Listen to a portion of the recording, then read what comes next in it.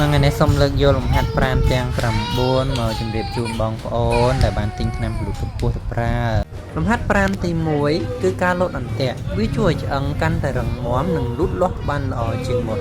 លំហាត់ប្រាណទី2គឺការព្យួរខ្លួនលើរបាចុះឡើងវាជួយទាញឆ្អឹងខ្នងនិងបង្កើនប្រវែងរបស់ឆ្អឹងលំហាត់ប្រាណទី3គឺជាការហាត់យូហ្គាវាជួយខ្ទាស់សាច់ដុំនិងបង្កើនលំហូរសរសៃឈាមទី4ការធាក់កង់ផ្ដល់សម្ពាធលើជង្គង់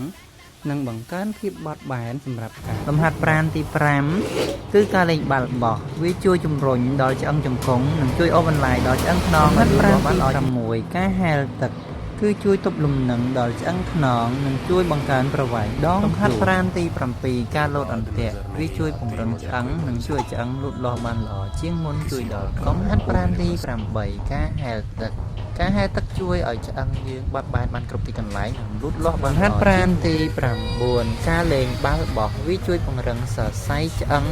និងសាច់ដុំជើងបាទនេះសុទ្ធតែជាលំហាត់ប្រាណដែលមានអត្ថប្រយោជន៍ដល់ឆ្អឹងដល់ការលូតលាស់ឆ្អឹងហើយខាងខ្ញុំក៏មានរៀបចំ